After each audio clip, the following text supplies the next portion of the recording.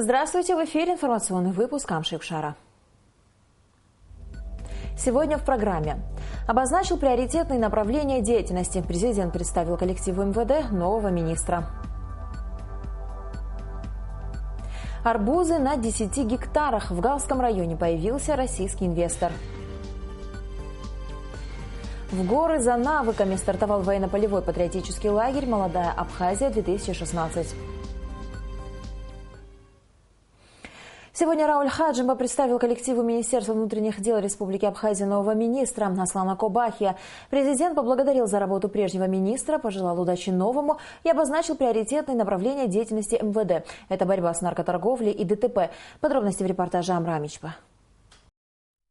Глава государства выразил надежду, что с приходом нового руководителя работа МВД станет более эффективной. Рауль Хаджимба обозначил первоочередные задачи, к решению которых должен незамедлительно приступить министр внутренних дел. И самым важным для нас на сегодняшний день является ситуация борьбы с наркодилерами. Я понимаю, тот, кто употребляет наркотики, это больной человек. Но тот, кто завозит в страну и распространяет, это преступник номер один. И борьба с этой категорией людей должна быть поставлена на самый высокий уровень. Это задача, которая будет стоять и перед министром, и перед всем коллективом МВД. Вторая задача, которую я считаю важной и необходимой для самого МВД – расстановка кадров. Людей наших ценить мы должны, исходить из профессиональных знаний и готовности пожертвовать собой в случае, если такая необходимость возникнет. Третья задача – вопросы, связанные с ситуацией на дорогах. Было сделано немало, но в последнее время, буквально за некоторый небольшой промежуток времени, у нас человеческих жизней, унесенных в результате дорожно-транспортных происшествий, очень много. Президент высказал пожелание, чтобы в работе правоохранительных органов было меньше политики. Нужно работать, а не заниматься политиканством, подчеркнул Рауль Хаджимба. Поэтому попросил бы вас всех включиться в работу в полном объеме и надеюсь на то, что все мы с вами сделаем все для того, чтобы и страна состоялась, и был бы реальный порядок в нашем государстве. Говоря о предыдущем министре внутренних дел, президент заметил, что Леонид Запшва будет там, где необходимы его возможности и знания. Человек неугомонного характера, иногда это ему и мешало, но он многое что сделал в системе МВД, и надеюсь, что еще есть много впереди работ, где он сумеет себя реализовать. Вице-премьер-министр внутренних дел Аслан Кобахия подчеркнул, что осознает всю свою ответственность на новой должности. Очень сложно бороться против внутреннего врага. Внешне он всегда известен, легко, проще и тому подобное. Внутренне он коварный, его не видно, он порой рядом, порой, может, и в родственников входит. Но его надо выявлять, его надо в соответствие приводить. Президент страны четко отметил, что милиция ни в коем случае, ни при каких обстоятельствах политикой заниматься не будет. Аслан Кобахия озвучил, что накануне приостановил членство в политической партии «Форум народного единства». После представления состоялся брифинг нового министра внутренних дел Абхазии. Аслан Кобахия признал, что работа в правоохранительных структурах для него нова, хотя сразу после войны он проработал 9 месяцев начальником управления внутренних дел Сухума. Министр подчеркнул, что в своей работе будет придерживаться открытости и прозрачности. Приоритетным направлением в работе МВД Аслан Кобахия считает борьбу с распространением наркотиков. И на эту борьбу, по его словам, будут брошены все силы. Я хочу вам заявить со всей ответственностью, что органы, правоохранительные органы объявят этому злу бой, войну, если хотите. Надо честно признаваться, что никогда наркоделец не может себя чувствовать вольготно в стране, где его не покрывают люди в погонах. Соответственно, мы будем вместе с Генеральной прокуратурой, со службой государственной безопасности, со всеми остальными силовыми структурами в ближайшее время, потому что такое поручение есть президента, разработаем план. И во многих направлениях мы будем работать. Кроме того, Аслан Кубахи высказал намерение придерживаться в своей работе закона о государственном языке и озвучил на брифинге первое же свое задание руководителю пресс-службы – передачу «Дежурная часть» подготавливать на абхазском языке. Амра Амичба, Алексей Агухава, Абхазское телевидение. В Москве завершилось 13-е заседание Межправительственной комиссии по социально-экономическому сотрудничеству между Российской Федерацией и Республикой Абхазия. Как сообщается на сайте Кабинета министров Абхазии, стороны рассмотрели вопросы предоставления российской финансовой помощи для социально-экономического развития Республики Абхазия. Премьер-министр, председатель абхазской части Межправкомиссии Беслан Барцыц отметил, что это уже вторая двусторонняя встреча такого формата в этом году. Считаю, что именно этот ритм работы необходим, чтобы достичь желаемого результата. Это, в частности, касается нашего сотрудничества в области социально-экономического развития Абхазии, добавил Барцыц. Заместитель председателя правительства Российской Федерации, председатель российской части Межправкомиссии Александр Хлопонин со своей стороны заявил, что Россия в этом году предоставит Абхазии финансовую помощь в полном объеме. По итогам заседания был подписан протокол. Следующее заседание Межправительственной комиссии пройдет в 4-м квартале этого года в Сухуме. В Галском районе появился российский инвестор. Весной этого года в селе Гуда, бывшее Приморское, заработало агропромышленное предприятие АМК. На сельскохозяйственных угодьях российский предприниматель выращивает бахчевые и корнеплоды. К этому времени инвестор уже ввел в сельскохозяйственный оборот около 10 гектаров земли из арендованных 40. Для начала сельхозугодья огородили, предварительно расчистив территорию от многолетних сорняков. Специалисты даже провели обработку почвы доломитовой мукой, завезенной из Кварчала, для полной рекультивации. На все эти работы инвестор затратил около 600 тысяч рублей. Благодаря тому, что у нас есть инвестор, есть инвестиции, здесь в этом году вырастили небывалый урожай бахчевых. А я хочу поблагодарить директора фирмы АМК Сергея Равнова за то, что он вдохнул жизнь в это село, находится у нас в Галах, и его труды видны на этом поле. Я думаю, что его примеру последуют многие, которые придут сюда к нам в район, будут инвестировать. Для посева использовались семена исключительно голландских селекций. Инвестор сообщил, что в условиях субтропиков есть возможность получать урожай 2 раза в год. Летом будут выращивать бахчевые культуры, а зимой корнеплоды, в основном морковь. У российской фирмы есть вся линейка современной сельхозтехники, сеялка и даже морковоуборочный комбайн. Благодаря деятельности фирмы АМК появились рабочие места для местных жителей. По словам директора фирмы Сергея Равнова, перспективы развития сельского хозяйства в Галском районе весьма неплохие. Мы пришли сюда, в Галский район, с достаточно передовыми наработками в области сельского хозяйства. В субтропическом климате мы хотим снимать 2 урожая в год. Очевидно, мы будем продолжать на следующие года делать арбуз, бахчевые культуры, потому что у нас есть достаточно положительный опыт, который вы видите, на существующих почвах, при существующих агроклиматических условиях. Посмотрите, я считаю, что арбуз удался в этот год. Я хотел бы отметить, что мы в своей работе применяем очень самые интенсивные методы ведения сельского хозяйства. Мы применяем новейшие европейские технологии. Мы применяем вот все, что вы видите, все арбузы здесь, они исключительно новых сортов. Таких сортов в Абхазии еще не было. Даже я бы сказал, что некоторых сортов не было еще и в России. И, конечно, сельское хозяйство – это, очевидно, очень долгоиграющий бизнес, который не в первый год, дай бог, во второй принесет какие-то прибыли. Мы сюда пришли надолго.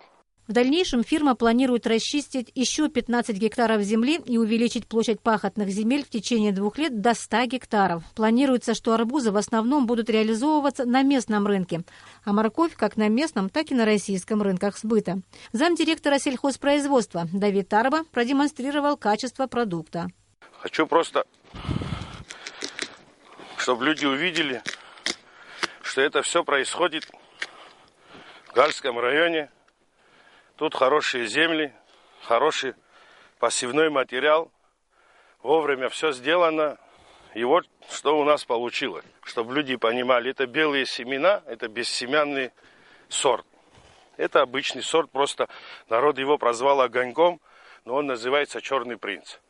Это обычный арбуз, который мы привыкли видеть. Вот это тоже бессемянный арбуз, вырос в большом количестве. То есть организации, детские дома, интернаты, школы, дома престарелых. Обратитесь в администрацию района, пришлите машину, загрузим сколько можете взять и угощайте наш народ. Для предприятия пока еще актуальны проблемы инфраструктурного характера, плохие дороги и перебои с электричеством. Но, несмотря на это, здесь не сомневаются в успешном развитии сельского хозяйства в Галском районе и в целом в Абхазии. Вышла в свет книга Соснолиевой «Кабардинская княжеская фамилия в истории». Ее составитель – историк Сафарби Бейтуганов. В Музее боевой славы имени Ардзинба состоялась презентация издания, материал для которого начал собирать сам генерал Султан Соснолиев. В книге множество документов, фотографий, которые были найдены в различных архивах Абхазии и России. Идеей узнать все о княжеском роде Соснолиевых Султан Асланбекович загорелся еще в молодости. Что стало причиной? Глубокий интерес к корням или дань уважения предкам? Теперь уже не важно. Султан Соснолиев собирал данные по крупицам и мечтал их опубликовать, но не успел. 8 лет назад его не стало. Но его супруга, Любовь Соснолиева, решила продолжить дело мужа и издать книгу. Султан Асланбекович задумал сам написать свою родословную. И он очень долго работал в архивах. Но в силу обстоятельств он не успел это все сделать. И весь этот архивный материал остался как завещание. Я хотела исполнить его мечту. Он сделал свою личную историю и продолжил историю рода Соснолиевых. За помощью супруга генерала обратилась к историку Сафарби Бейтуганову. Любовь Соснолиева передала ему все рукописи Султана Асланбековича, но пришлось тратить время на поиск дополнительных материалов. Работа оказалась долгой и сложной. Судя по тому, что он оставил, хотел он написать свою родословную, расширенную книгу о княжеской кабардинской фамилии. Но, увы, не успел. Он даже нарисовал герб. Герб тоже обозначен в книге. Это, считаю, это подвиг, верность памяти мужа, жены. Это святая обязанность. Несмотря на всегдашнюю мою занятость, я ей не мог отказать, тем более это просьба о таком человеке. Соснолиевы – известный княжеский род в Кабарде. Мужчины этого рода были отважными воинами. Вся их жизнь была посвящена защите Родины. Первый раздел книги посвящен родословной фамилии Соснолиевых. Второй – известному потомку великих князей Султану Соснолиеву, настоящему воину, горцу, человеку чести. Нисфарш Басаид Айба, Абхазское телевидение. В рамках мер по реализации закона о порядке выезда из Республики Абхазия и въезда в Республику Абхазия, вступившего в силу 1 апреля этого года, Министерство иностранных дел Абхазии открыло пункт выдачи виз гражданам иностранных государств на КПП ПСО. Таким образом, иностранные граждане, за исключением граждан Российской Федерации, Республики Никарагуа, Республики Тувалу, Приднестровской Молдавской Республики, Республики Южная Осетия, Республики Беларусь и Республики Казахстан, въезжающие в Республику Абхазия, смогут оформить визу непосредственно при пересечении абхазо-российской государственной границы. К другим новостям. С 17 по 25 августа в Кадорском ущелье пройдет военно-полевой патриотический лагерь «Молодая Абхазия-2016». Его участниками станут более 100 молодых ребят. Организаторами лагеря, как и каждый год, выступает Государственный комитет по молодежной политике. Летние сборы военно-патриотического лагеря «Молодая Абхазия» становятся настоящей школой жизни для молодых ребят.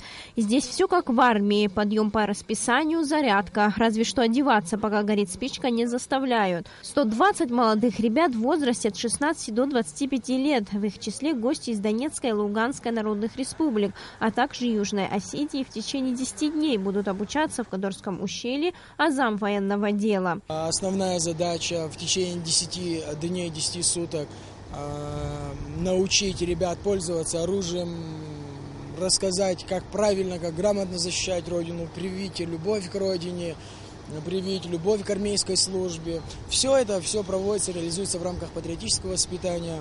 Программа лагеря очень обширная. Я уверен, что ребятам будет очень интересно, а самое главное, что они с пользой проведут время. Военно-полевой лагерь «Молодая Абхазия» организовывается уже 5-й год подряд. Правда, в таком масштабе сборы проводятся впервые. Желающих участвовать в нем оказалось намного больше. Среди них есть и те, кто едет в лагерь во 2-й раз. Я про этот лагерь знал уже давно, потому что я в таком роде мероприятий принимал участие. В этот лагерь я хочу поехать, потому что там можно узнать очень много нового, много интересного и также подготовиться, получить военную подготовку. Военно-патриотический лагерь – хорошее подспорье для тех, кому предстоит служить в абхазской армии. Инструкторы обучают боевым приемам, учат, как оказать первую медицинскую помощь и многому другому. Все эти навыки бесценны для ребят и, безусловно, пригодятся в жизни. Сария Смыр, Саида Гухава, Абхазское телевидение. Абхазия и Чечня расширяют границы сотрудничества в области культуры. Сегодня по инициативе Союза писателей в Национальной библиотеке состоялась встреча с народным поэтом Чеченской Республики Умаром Яричевым. Подробности встречи в репортаже Симы Аргун. Познакомиться с творчеством Умара Яричева пришли представители культуры и творческой интеллигенции Абхазии. В нашей стране Яричев впервые, но у него много друзей-абхазов. Лично знал нашего первого президента Владислава Ардзенба. Умар Яричев посвятил Абхазии несколько произведений. Для меня большая честь сегодня встретиться с вами, с абхазами, узнать еще о вашей культуре, услышать вас и сказать то, что я умею.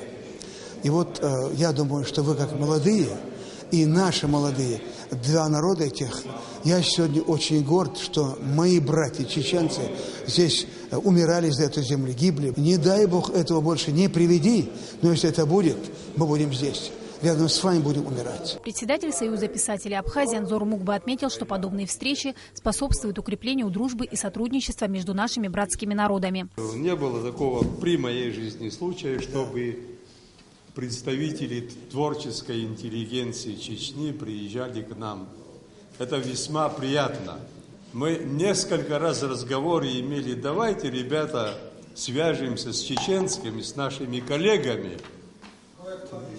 Кое-кто и обещал, может, группу пошлем туда, может, какая-то группа приедет. Эти контакты просто необходимы. Гилани Хабибулаев, председатель Союза абхазских добровольцев Чеченской Республики, чьей инициативой и было организовать встречу, отметил, что главной целью было познакомить абхазов с чеченской культурой. Таким образом, Абхазия и Чечня расширяют границы сотрудничества. У нас в организации является почетным членом чеченских добровольцев, является народный поэт Чеченской Республики Умар Яричев. И вот мы решили взять его на этот раз с собой, чтобы... Вы сами знаете, мы не можем вечно идти сюда с оружием в руках.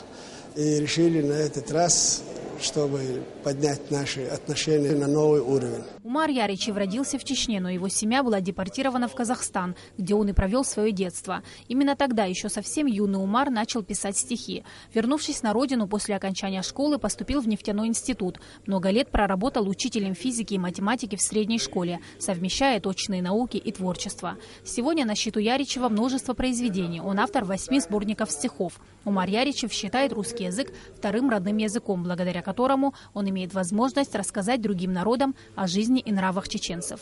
С творчеством Яричева в Абхазии пока мало знакомы, но в скором времени его стихотворения будут опубликованы в журнале «Алашара». Сима Аргун, Михаил Братухин, Абхазское телевидение. Фонд социальных и культурных инициатив Абхазии уже 3-й год проводит благотворительную акцию в Писунском храме. В ее рамках 22 августа каждый желающий сможет приобрести продукцию от Colors of Nation «Цвета нации», а также картины юных художников студии живописи Марии Пилия. В концертной части вечера примут участие абхазские оперные певцы, музыканты и государственный камерный оркестр под управлением Давида Терзяна. Главным спонсором благотворительной акции выступила компания «Аквафон». Рената Шакая расскажет о подготовке к акции.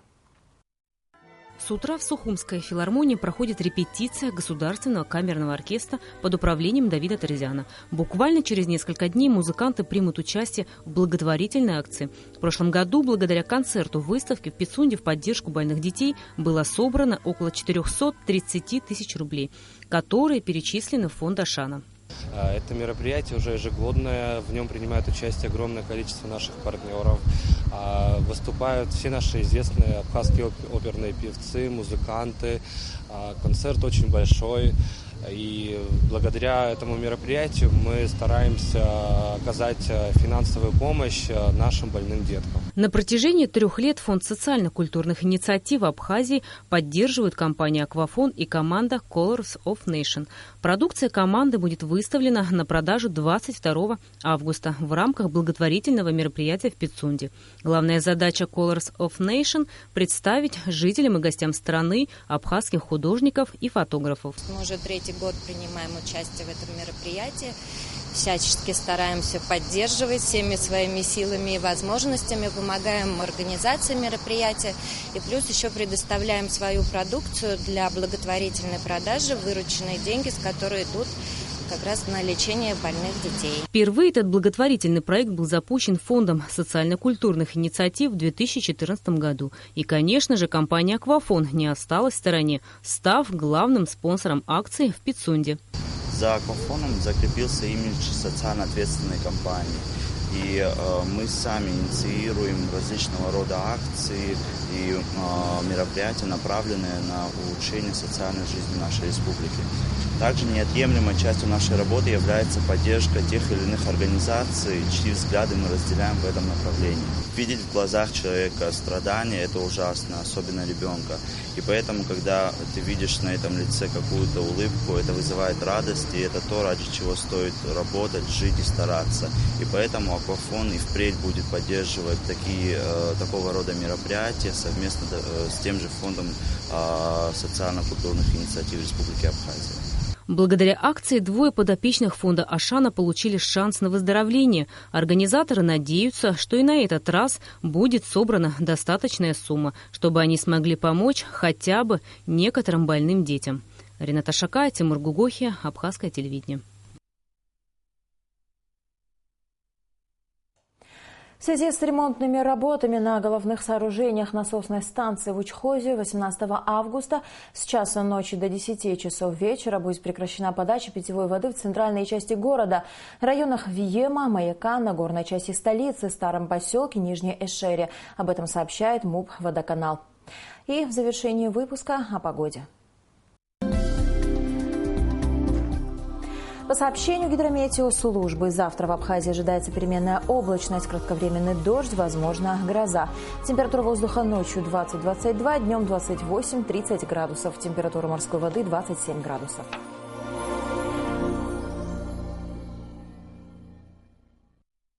На этом наш выпуск завершен. До скорых встреч в эфире.